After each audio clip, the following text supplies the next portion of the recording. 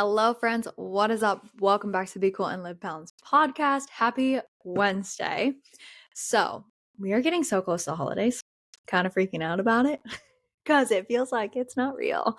It can't be real. But I want to talk today about how to stop surviving and start thriving because this is something that just feels in alignment with where I have been and different phases I've gone through, right? But also just understanding that you can go through this kind of phase more than once. And I did that this last year. Years ago, I was running on fumes. I was juggling clients, workouts, travel, trying to maintain my social life, do all these things. And somehow I convinced myself that all this exhaustion that I was feeling was just part of being, ambitious and goal driven and hardworking. But I didn't have any energy. I was constantly stressed out. Also this last year, right? And even the things that I had loved, like lifting, morning routines, spending time with friends, family, it all started to just feel like it was this exhausting chore. It always felt like chores. And I was surviving. The goal was just to survive. And I realized that I couldn't live like that. I didn't want to live like that, and if that's what me being ambitious or, hardworking was. And I was just like, no, we need to learn to work smarter and not harder. And so, I started to experiment and explore how to actually protect my energy, how to show up for myself, and start feeling like myself again because there was literally no other choice. I was like, I can't continue to live like this. This is not the quality of life that I want. And I wouldn't want it for other people. And I had to do those things without burning myself out, right? Because it's very easy to think about pouring into yourself, right? Okay, I'm going to do the things nutrition wise. I'm going to spend time with friends and family. I'm going to work out 5-6 days a week. I'm going to start doing cardio. I'm going to work on my career. Oh, I should, I'd love to be a little bit more educated in those areas. Okay, now continue adding on because I'm sure there's something for you that I didn't list. That's exhausting. How do you manage to do that all without burning yourself out? And so today I'm sharing what I learned, and I want you to be able to figure this out without doing the hard, right? We're learning to work smarter and not harder. So that's really my goal here. And it's kind of why I want to talk about burnout. And I'm talking the kind that just hits you so hard. You're hustling, you're doing all the things, you're working, you're trying to stay consistent with your workouts, your nutrition, whatever that may be. You're keeping your life organized and you're still feeling like you're barely holding it together. And I think one of the first things we have to understand is why burnout happens, because it doesn't happen because you're weak. It happens because you're strong, you're ambitious, you're motivated, and you care about the things you're doing, right? You actually care about those things. And it's not something that you're just like, oh, it doesn't matter. But that strength can literally exhaust you when you're running from one thing to the next and never giving yourself any sort of space or room to breathe. And, for me, that was 5 a.m. workouts. Granted, I actually loved my 5 a.m. workouts, but I wasn't sleeping enough for me to be able to go in and push my body the way that I was, or, trying to eat all these things for specific protocols while traveling with busy work. Nutrition is something that I really navigated. But if I look back to where I was 10 years ago, doing that while traveling and working, that was hard. I did not know how to navigate those things. I was overscheduling myself because I felt like downtime meant lazy. If I have time to just spare and sit and do nothing, that means I'm lazy. And the more I pushed, the worse I felt. I remember one week thinking, if I just push a little harder, I'll get it all done. And I will tell you that I ended the week exhausted, cranky, and resentful of my own routine, of all the things that I was doing. And I was still in this freaking trap of being completely burnt out. And understand that burnout shows up differently for everyone, but for me, that looked like I was surviving my days instead of enjoying them. My workouts felt like just another thing to check off instead of actually energizing me, instead of feeling like I was progressing and moving forward. I was obsessing about food and my performance instead of just feeling good in my body and like listening to what my body actually needed. And even the small task felt really overwhelming, like almost almost to a level of like paralysis, right? Where you get really overwhelmed and you're just like, I don't even know where to start. I don't even know where to begin. And if that sounds familiar, that's because burnout isn't a moment. It's a pattern. And that means if you want to break it, you have to work towards that. You have to approach it in the right ways, and not just because someone on the internet told you to do it this way, but like finding your own ways, the ways that work for you. And, you know, I want to share like how I did that and what strategies and things that help me and things that I work with or work on with my clients as well that have helped them, and I like to keep it simple as much as possible because what's another thing, right? If you're adding another thing to your to-do list, another task, another thing for you to work on, right? It's overwhelming. It's exhausting. Okay? So, my goal is to keep it simple, to share these with you so that way you can take what fits you best and apply it. I, for one, was picking one non-negotiable. So, if you're picking one non-negotiable for yourself, for me, that was strength training. I used to do so much and everything at once that I stopped enjoying it. I decided just 3 sessions a week, no more, no less. And part of that was being pushed by another coach and having someone who understood, like, hey, I just need to be told, like, I know I need to just do 3 days a week and that I'm doing too much, but I need someone else to tell me to do it because otherwise I'm going to continue to push myself. And that tiny anchor gave me consistency and it gave me momentum without adding all this extra stress.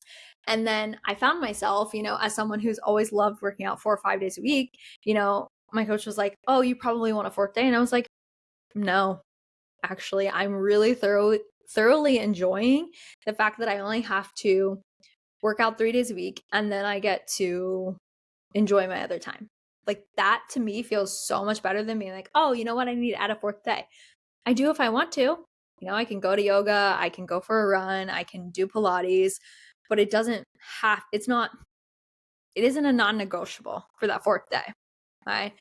And it could be strength training, it could be a short daily walk, hitting your nutrition goal, whatever that is for you. The point is one single consistent habit that really pulls you in, right? Reminds you that you can show up for yourself. It's that anchor, it's that proving to yourself, okay, I can do this. Finding what that may be for you. Maybe it's drinking your water. Okay. There's a ton of options, a ton of choices. I highly recommend you don't choose to work out 7 days a week. Like that seems like an extreme choice, right? To go 0 to 100. And the second one is that I had to reframe rest. I had to learn that it doesn't mean being lazy and it's absolutely necessary. And that if I allow myself to recharge, then I can show up better in these tasks and in these things. And I had to learn it the hard way, unfortunately, as many of us do with a lot of lessons in our life. And I will take, like, even yesterday, for example, I've been having a block in some of like the work that I'm doing.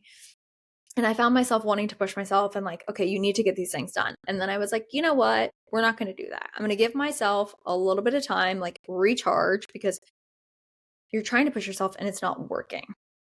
What happened today? I went into today and I busted out like a couple hours of creativity. And I was like, what is happening? I was like, I can't leave. I can't go home. I can't leave the coffee shop because I'm literally just on a roll. And I just let myself go. But I would have not experienced that had I continued to push myself yesterday. Like I would have continued to burn myself out. I would have continued to get frustrated and angry at myself because I was having this block. And that's not fair, right? And when I did this reframe, I started scheduling rest periods, short walks, getting outside, journaling sessions. Instead of just packing in more, I had to take a little bit off my plate, right? Quality, not quantity. And sometimes that meant skipping a workout, right? Because my mind needed this time to recharge. Maybe it was saying no to certain commitments. That stuff's empowering, right? And once I stopped feeling guilty for the rest, my energy started to come back a little bit more. Things I thought were required for progress were more optional, and the quality of life started to shift, right? My perspective on what I had to do versus like what I get to do really shifted. And the third one is to set small but meaningful goals, right? So I stopped aiming for this massive transformation, unrealistic consistency. I stopped doing that a long time ago. But I will say that as when it comes to my fitness, right? But where this got me was in business. If you look at it from a fitness place, I'll lift 3 times this week. Maybe I'll get 7 to 8 hours at least 3 nights a week versus 7 nights a week. For me, I had to take those same skills and use them in business. Just because we learn to do them in fitness doesn't mean that they're not going, or that those old habits aren't going to resurface in a different area of our life, because they more than likely will, right? You're going to have to unlearn all of these habits, and it's going to take work to reframe and change those habits. And those small wins, they add up fast. And for the first time in a really long time, I started to feel more momentum forward versus pressure. I had to lift these unrealistic expectations that I'd set on myself, right? This isn't everyone else setting them on me. It was me setting them on myself, right? So that was another huge shift. The fourth one is to notice your energy patterns. This takes some awareness, okay, which is going to take work as well. But I started tracking when I felt more alert versus like drained. I started to really take note of habits and really just become aware of those things, right? Like morning energy, deep work, lifting, afternoons, walks, breath exercises, like the easier work that I have that day. I also structure like my weekdays a little bit based on that too, right? Tuesdays are super heavy, very client face-to-face calls, meetings, all the things. So like Wednesday has to be kind of a step back and do a little bit of like recharging. I can't pour all of that energy every single day of the week, right? After a 13, 14-hour day of doing that, like the next day needs a little bit less time, or I need a little bit less time of that. So working with my energy instead of against it. And that's when things really started to feel lighter for me, right? Because the more I continued to just push forward, I was becoming more and more unproductive. And I want to be productive, but I want to do it without all the exhaustion. And I'm not saying that like your work is not going to be like hard and that you're not going to be tired sometimes, because you will. Things aren't easy. But you should not be completely drained, completely exhausted every single day of your life. Okay? I started teaching these strategies with clients and working with them to take one or two things and adapt those into their life, right? So clients obsessed with perfection. We started shifting to small wins and the, rest mindset. And by the end of those few months that we worked on those, they're not feeling like they need to keep up or, maintain this unrealistic standard that they had set for themselves, but actually getting ahead on things and becoming more calm and more confident in their body. And the more calm your body is, the more it's going to work with you rather than against you. So, I share these things so that way you have an understanding and you don't have to learn the hard way like I have. But like I said, it's not going to be like, oh, I worked on this in one area, it's just going to fix everything, right? Like I obviously worked on a lot of these in my health and fitness, but then the last year had to work on it a lot in my personal life and with my business and all of those things, right? So I hope after today that you take some things away and you can stop feeling like you're just kind of surviving and actually start enjoying your life and what they say, thriving, right? And that you don't need to push harder just to escape burnout because that's not the case. That's how you burn yourself out. And I hope you can start to reclaim your energy, your confidence, your joy, and doing all that like today. So if you want a little bit of a challenge, pick one non-negotiable this week. Give yourself permission to rest as needed and focus on those small, meaningful wins, right? And the more you do these and the bigger they get, the more confidence you're going to have in doing them. And I'm sure, for me and for a lot of my clients, this has changed how we feel in a lot of different areas, right? And like I always say, I'm not a medical professional. I'm not a therapist or anything like that. These are just things that I am sharing based on my experiences, my clients' experiences, the things that have worked for me, the things that have worked for them, and hopefully can be tools for you as you move forward, as you are ready to level up and to grow and to push to that next level. Okay. But as always, thank you so much for listening. I appreciate you very much. And if there's ever anything that you want to hear on the podcast, please feel free to message me and DM me. But until next time, have a wonderful rest of your week. I think the next time that you guys will hear from me is Thanksgiving week, so the day before Thanksgiving, which is crazy. But enjoy your November. If you also, we have a lot of Black Friday deals dropping this week. So if you guys are interested in that, I've literally never done something this huge.